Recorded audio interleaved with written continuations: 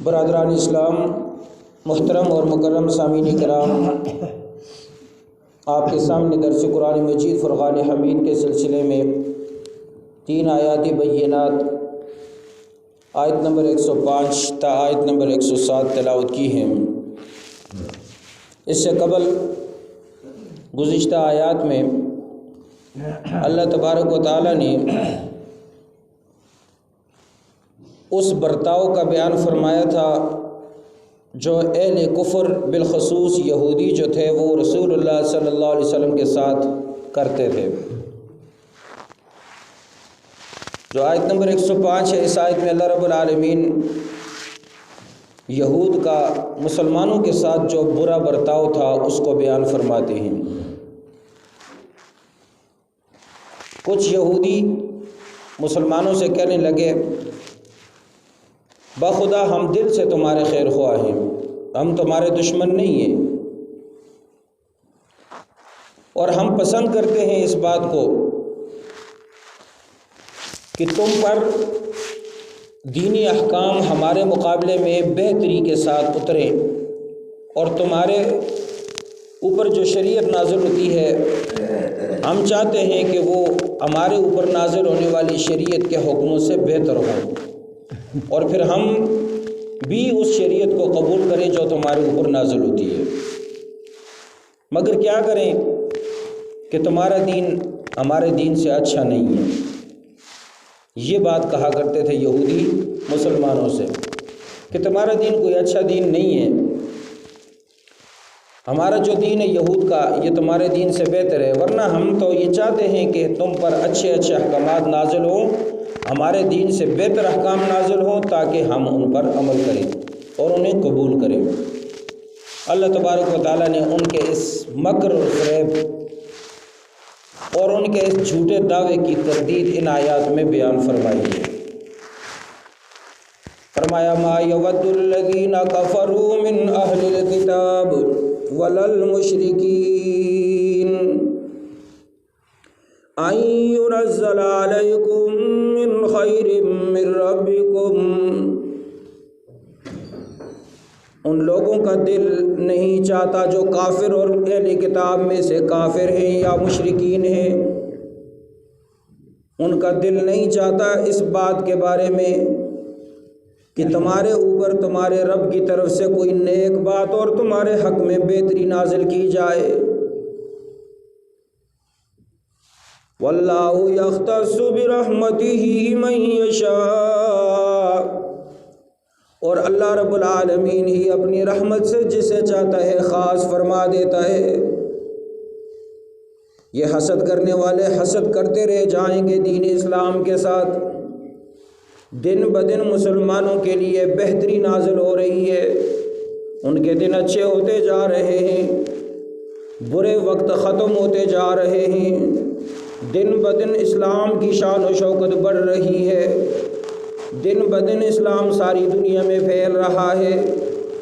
جیسے جیسے مسلمان شان و شوکت پا رہے ہیں، اسلام کو ترقی مل رہی ہے، تو اسلام کے مخالف حسد کی آگ میں جل رہے ہیں، لیکن آپ ان کے حسد کی پرواہ نہ کیجئے، اپنے دین پر قائم رہ کر اللہ کی اطاعت کیجئے، کیونکہ اللہ رب العالمین جو چاہتا ہے وہی فرماتا ہے۔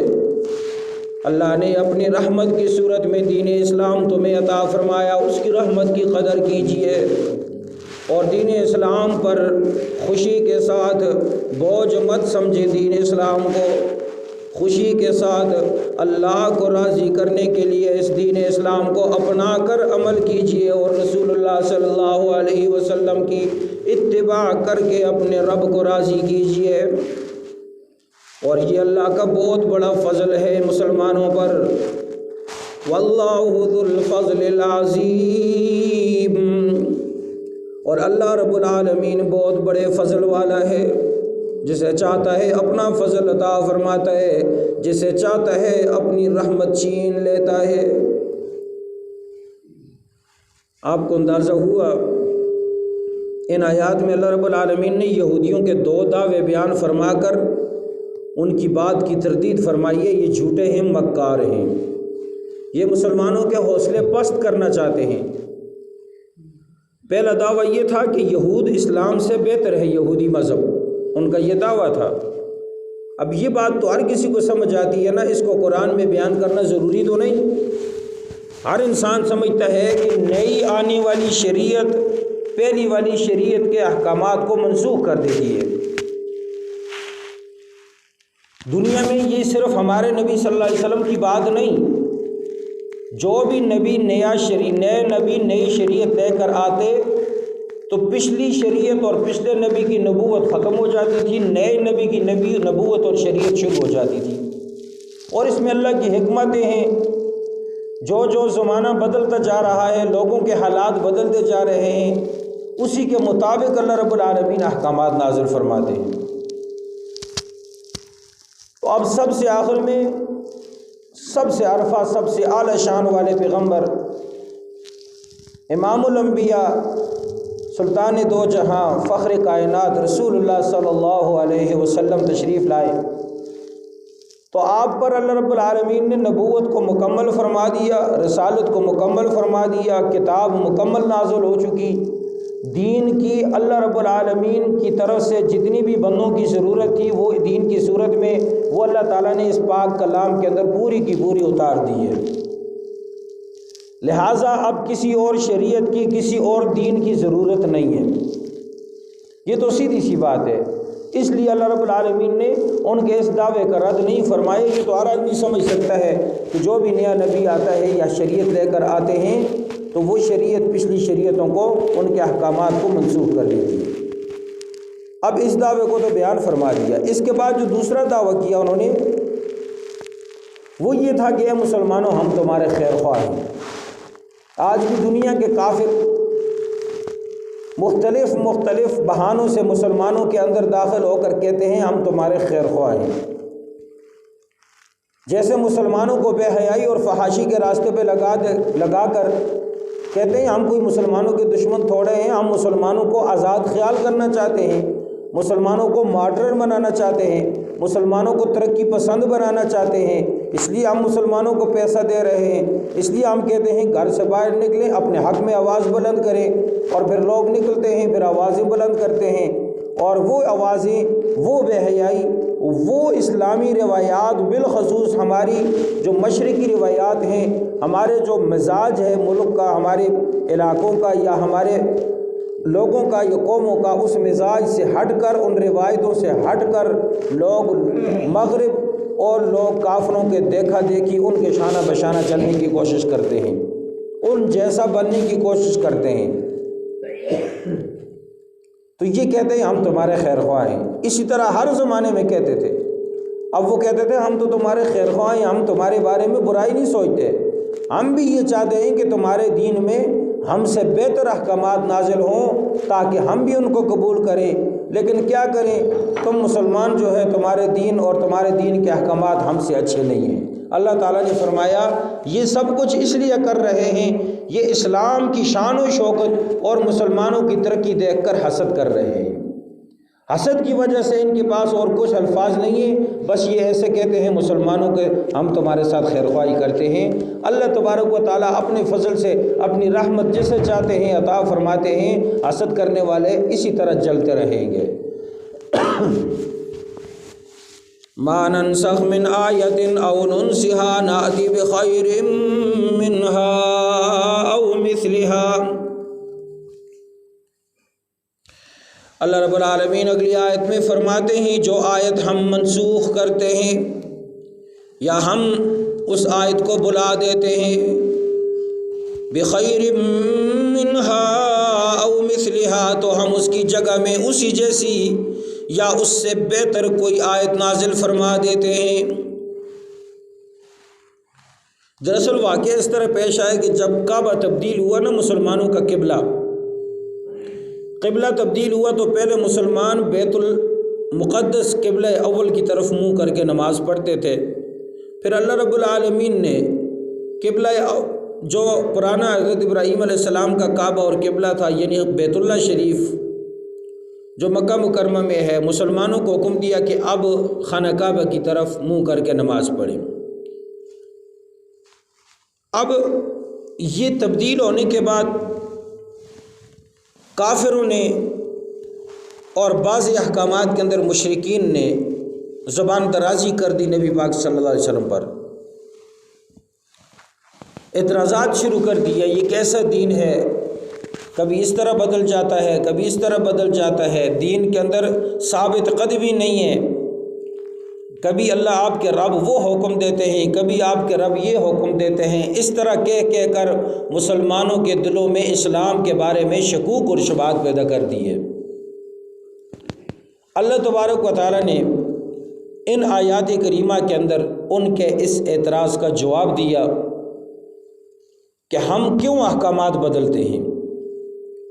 فرمایا جب بھی ہم کوئی آیت منسوخ کرتے ہیں، اگلا آیت کا اگلا حکم ہم جب مٹا دیتے ہیں یا اس کو تبدیل کرتے ہیں یا اس کو مسلمانوں کے نبی پاک صلی اللہ علیہ وسلم کے ذہن سے ہم پرانے احکامات کو بلا دیتے ہیں، وہ کیوں کرتے ہیں؟ تاکہ ہم اس کے بدلے میں کوئی بہتر حکم یا کم از کم اسی جیسا کوئی دوسرا حکم اتاریں، اور اس کے اندر اللہ کی حکمتیں ہیں، وہ قادر ہے، وہ مالک ہے، وہ بادشاہ ہے، وہ سلطان ہے، وہ جو چاہے وہ کرے، کون بوجھ سکتے اللہ رب العالمین کو؟ الم تعلم ان اللہ علی کل شیء قدیر، کیا تو نہیں جانتا کہ اللہ رب العالمین ہر چیز پر قادر ہے؟ جب اللہ کی قدرت اتنی بڑی ہے، اللہ قادر ہے، تو پھر احکامات کو تبدیل کرنے میں جو انسان کی مصلحت ہیں، ان مصلحت کے اوپر مصلحتوں پر بھی اللہ تعالیٰ قادر ہے۔ الم تعلم ان اللہ لہ ملک السماوات والارض، اے مخاطب کیا تو نہیں جانتا کہ اللہ ہی کا ہے آسمانوں اور زمینوں کا عال، زمینوں کی ملکیت اور زمینوں کی سلطنت اللہ ہی کی ہے۔ وما لکم من دون اللہ من ولی ولا نصیر، اور خوب سمجھ لو کہ اللہ کے سوا نہ ہی کوئی تمہارا ولی ہے، نہ کوئی تمہارا مددگار ہے۔ ولی معنی دوست، حمایت کرنے والا، نہ ہی کوئی تمہارا دوست ہے اللہ کے سوا، اور نہ ہی اللہ کے سوا کوئی تمہاری مدد کر سکتا ہے۔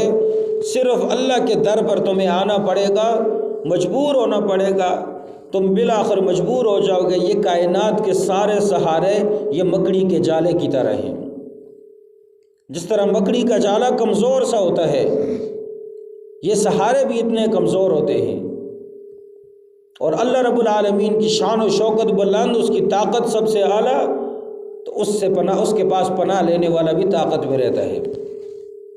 محترم سامعین کرام، سوال پیدا ہوتا ہے، کیا اللہ رب العالمین کے طرف سے جو احکامات آتے ہیں، کیا ان سے نسخ یا ان کے اندر تغیر اور تبدیلی ہو سکتی ہے یا نہیں؟ انسان کے بس میں تو نہیں ہے، لیکن اللہ رب العالمین جو احکامات نازل کرتے ہیں، تمام مسلمان امت کا اس پر اجماع ہے کہ اللہ کے احکامات میں منسوخی ہو سکتی ہے، ممکن ہے۔ اب اس کی مثال آپ ایسے سمجھیں، جیسے کوئی مریض ڈاکٹر کے پاس جاتا ہے، ڈاکٹر اس کی بیماری کو معلوم کر کے اس بیماری کے مطابق اس کو دوا دارو تجویز کرتا ہے، آپ کو یہ دوا کھانی ہے، آپ کو یہ دوا کھانی ہے، آپ کو یہ دوا کھانی ہے۔ اب کیا ہوتا ہے، ڈاکٹر نے اب مریض کو لکھ کر دیا کہ یہ دوا اس وقت کھانی ہے، یہ اس وقت کھانی ہے، 2 دن کے بعد جب آپ آئیں گے تو آپ کو نیا کورس دوں گا، نئی دوائی دوں گا۔ 2 دن کے بعد جب آپ ڈاکٹر کے پاس گئے تو ڈاکٹر نے آپ کو پہلی والی گولیاں اور دوائی خوراک تبدیل کر کے نئی دوائی دے دی۔ اس کے بعد پھر تیسری مرتبہ آپ گئے تو تیسرا کورس شروع کرا دیا۔ اب بعض ڈاکٹر ایسے ہیں کہ وہ دوا کو خوراک کو تبدیل کر کر کے مریض کی حالت کے مطابق اسے دیتے ہیں، اور بعض ڈاکٹر ایسے ہیں جن کو پتہ ہے کہ میرے بیمار کی کیا پوزیشن ہے، اس بیمار کے تمام حالات کو اندازہ کر کے ساری دوائیاں ایک ساتھ دے سکتا ہے کہ 2 دن تک آپ یہ دوا کھائیں، 2 دن کے بعد یہ کھائیں، 2 دن کے بعد وہ دوا کھائیں۔ اب یہ بھی ہو سکتا ہے کہ ساری دوائیاں ڈاکٹر صاحب مریض کی حال کے مطابق ایک ساتھ جمع کر کے دے دے، یا آپ پہلے 2 دن کی دوائیاں دے پھر واپس منگا کر پھر 2 دن کی دوائیاں دے۔ اب یہ دونوں باتیں ٹھیک ہیں، لیکن ایک ساتھ دوا دینے میں مریض کے اوپر پریشر ڈال کر اس کو وہم میں مبتلا کرنا ہوتا ہے۔ اب مریض پر بوجھ بن جاتی ہے یہ بات۔ مریض کو جب یہ پتہ چلے گا میری حالات اتنی خراب ہے کہ ڈاکٹر صاحب نے مجھے کہا کہ 2 دن یہ استعمال کرنا ہے، 2 دن وہ استعمال کرنا ہے، 2 دن وہ استعمال کرنا ہے، تو اس میں مریض کے اوپر پریشانی بڑھ جائے گی۔ اس لیے جو اچھا ڈاکٹر ہوگا وہ مریض کے اگلے پچھلے بعد کے موجودہ تمام بیماری کے حالات کے بارے میں آگاہی رکھ کر اس کو اس کے حال کے مطابق دوا دارو تجویز کرتا ہے۔ بالکل اسی طرح اللہ رب العالمین بھی جو علام الغیوب ہیں، جو انسانوں کی ہر حالت، موجودہ حالت، بعد کی حالت کو جانتے ہیں، اس لیے اللہ رب العالمین اپنے بندوں کی ان حالات کے مطابق اپنی مصلحت کے طور پر ایک وقت میں ایک حکم دیتے ہیں، جب دوسرے حکم اور حالت بدلتی ہے تو دوسرا حکم تبدیل کر کے اللہ رب العالمین دے دیتے ہیں۔ اب اس بات کو لے کر کافروں نے اعتراض کیا، ماما چھوڑو لوگ کہیں توجہ نہیں ہوتی، بند کرو انہیں میں ادھر توجہ کروں۔ تو جب جو ہے اللہ رب العالمین نے احکامات تبدیل کر دیے، کافروں نے اعتراض کرنا شروع کر دیا، یہ کیسا مسلمانوں کا دین ہے، پہلے ایک حکم آیا اب دوسرا حکم آیا، اس کا مطلب یہ ہے کہ تمہارے مسلمانوں کے دین کے احکامات میں کمزوری ہے۔ کیا اللہ تعالیٰ کو پہلے نہیں پتہ تھا کہ بعد میں لوگوں کی یہ حالت ہوگی؟ اس کا مطلب یہ ہے کہ تمہارا دین کوئی خاص دین نہیں ہے۔ ظاہر ہے یہ اعتراض انہوں نے مسلمانوں کے اور لوگوں کے سامنے شروع کر دیا، اور لوگوں کو موقع مل گیا اسلام کو کمزور کرنے کا۔ اب یہ کیوں اعتراض انہوں نے کیا؟ انہوں نے اللہ تبارک و تعالیٰ کے معاملات کو اپنے معاملات پر قیاس کیا۔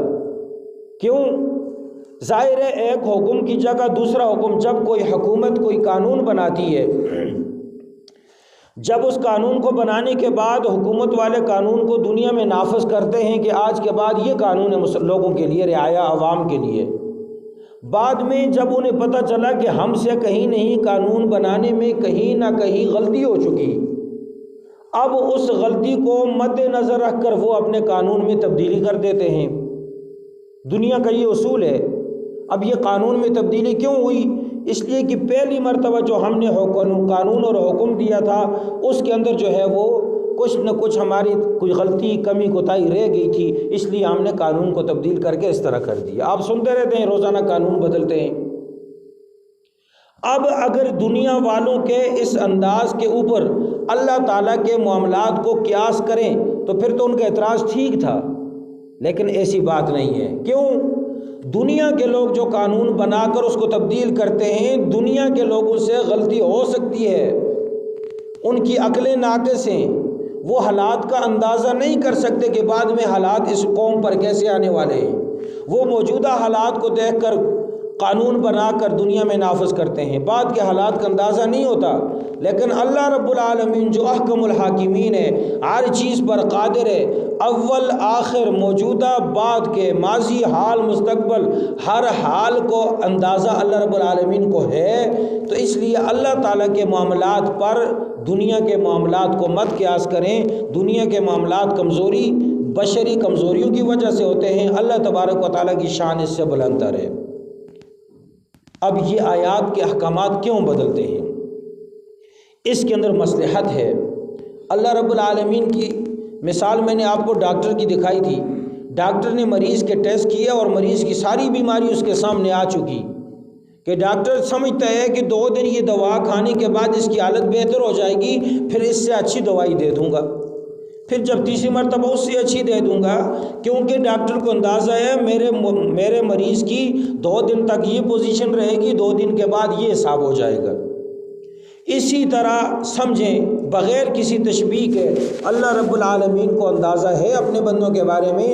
آج میرے بندوں کے حالات یہ ہیں، ان کی حالت کا اندازہ یہ ہے کہ انہیں ایسا حکم دیا جائے جب 2 دن 10 دن سال کے بعد ان کے حالات یہ ہو جائیں گے پھر ان کو ایک اور حکم دے دیا جائے گا۔ اس طرح اللہ رب العالمین نے احکامات کو تبدیل کیا۔ قرآن کریم کے اندر اللہ تعالیٰ اسی بات کو بیان فرماتے ہیں مَا نَنسَخْ مِنْ آیَةٍ أَوْ نُنْسِهَا نَأْتِ بِخَيْرٍ مِّنْهَا أَوْ مِثْلِهَا۔ ہم جو کلام پاک کے اندر آیات کو تبدیل کرتے ہیں یا اس کو بلا دیتے ہیں ذہنوں سے، اس کے اندر حکمت یہ ہے کہ ہم اس سے بہتر حکم اور اس جیسا حکم کوئی دوسرا انسانوں کو عطا فرماتے ہیں۔ کیا تو نہیں جانتا کہ اللہ تعالیٰ اس چیز پر قادر ہے؟ کیا تمہیں نہیں معلوم اللہ تعالیٰ اپنے بندوں کے حال کو بہتر جانتا ہے دنیا والوں سے؟ تو یہ وہ چیز ہوتی ہے جس کی وجہ سے اللہ رب العالمین احکام کے اندر تبدیلی کرتے ہیں۔ اس کا یہ مطلب نہیں کہ نعوذ باللہ اللہ تعالیٰ کو اندازہ نہیں تھا کہ بعد میں میرے بندوں کے ساتھ کیا بننے والا ہے۔ اللہ کو اندازہ ہے، لیکن حکمت مصلحت وہ چیزیں جو ہیں ان کے اوپر اللہ تعالیٰ قادر ہے۔ جب اللہ قادر ہے، آپ اللہ کی قدرت پر یقین رکھتے ہیں تو اللہ تعالیٰ اپنے بندوں کے حال کے مناسب رعایت رکھ کر ان کی حالت کے مطابق ان پر احکامات نازل فرماتے ہیں۔ دیکھیں آپ شراب کو شروع میں کیسے بند کیا۔ شراب کو ڈائریکٹ نہیں کہا کہ یہ حرام ہے، کیونکہ لوگ شراب پینے کے عادی تھے۔ اللہ تبارک و تعالیٰ نے شراب کی فائدے اور شراب کی خرابیوں اور اس کے فائدے بیان فرمائے۔ اس کے فائدے یہ ہیں، اس کی خرابیاں یہ ہیں۔ جب مسلمانوں نے دیکھا کہ اس کے فائدے کم ہیں نقصان زیادہ ہیں، ان میں سے جو اچھے لوگ تھے انہوں نے آہستہ آہستہ شراب کو چھوڑ دیا، کیونکہ انہیں پتہ ہے اس کے اندر فائدہ تھوڑا ہے نقصان زیادہ ہے۔ پھر اس کے بعد جب اندازہ ہو گیا انسانوں کو اور وقت کے پیغمبر کو کہ اب مسلمان اس حکم کو چھوڑنا ان کے لیے آسان ہو گیا ہے، تو پھر انہیں حکم دیا کہ اب اس کے اندر ضرر ہی ضرر ہے، یہ شیطانی کام ہے، تاکہ لوگوں کے ذہن میں یہ بات بیٹھ جائے یہ کوئی اللہ کی پسندیدہ چیز نہیں ہے، یہ جو ہے شیطانی فعل ہے، اس کے ذریعے انسان کا دل اور دماغ کنٹرول سے باہر جاتا ہے اور انسان کے اوپر نشہ طاری ہو جاتا ہے۔ اس لیے فرمایا لوگوں نے اپنی طبیعت کے مطابق دیکھا کہ نماز پڑھ کر انسان نہ شراب پی کر انسان ماں بیٹی کے درمیان فرق نہیں کر سکتا، شراب پی کر انسان مسجد اور بازار میں فرق نہیں کر سکتا، شراب پی کر انسان بد اخلاق ہو جاتا ہے، بے حیا ہو جاتا ہے۔ پھر اس کے بعد انہوں نے چھوڑا اس معاملے کو۔ جب سمجھ گئے کہ شراب لوگوں کے دلوں میں شراب کی نفرت بیٹھ گئی ہے، پھر اللہ تعالیٰ نے فرمایا کہ اللہ تعالیٰ نے حرمت علیکم المیت والدم ولحم الخنزیر وما اہل بہ لغیر اللہ، اس کے ساتھ اللہ رب العالمین نے شراب کو بھی حرام فرما دیا کہ شراب جو ہے آج کے بعد پینا مسلمان پر ایمان والے پر حرام ہے۔ اب یہ آہستہ آہستہ اللہ رب العالمین نے انسان کو یہ چیزیں بند کر دی۔ تو بہرحال محترم سامعین کرام، خلاصہ اس کا یہ ہے احکامات کے اندر جو تبدیلی ہوتی ہے اللہ رب العالمین کی طرف سے، اس کا ہرگز یہ مطلب نہیں ہے کہ کسی غلط فہمی کی وجہ سے قانون کو بدل دیا۔ پہلے غلط فہمی ہو چکی تھی، اب حقیقت کا پتہ چلا تو اب قانون بدل دیا، یہ بات نہیں ہے، یہ انسانوں کے لیے ہے۔ اللہ تعالیٰ انسانی صفات سے بالا تر ہے، اللہ تعالیٰ کو غلط فہمی نہیں ہو سکتی۔ اب اللہ نے کیوں احکامات تبدیل کیے؟ اپنے بندوں کی مصلحت کی رعایت کرتے ہوئے اللہ تعالیٰ نے احکام کے اندر تبدیلی کر دی ہے۔ لہٰذا یہ کوئی ایسی بات نہیں، کیوں؟ وہ شہنشاہ ہے، وہ قادر ہے، وہ بادشاہ ہے، وہ جب چاہے اپنے حکم بدل سکتا ہے، جب چاہے وہ جو چاہے وہ علام الغیوب کر سکتا ہے، وہ ہر چیز پر قادر اور ہر چیز کا علم رکھنے والا ہے۔ بس ہمیں یہ کرنا چاہیے کہ اللہ تعالیٰ کے ہر حکم پر ایمان رکھنا چاہیے، ہماری اتنی سی ڈیوٹی ہے۔ اللہ سبحانہ و تعالی ہمیں سمجھ نصیب فرمائے، کلام پاک کے احکامات کو سمجھ کر ان کی اتباع اور ان کی اطاعت ہمیں نصیب فرمائے۔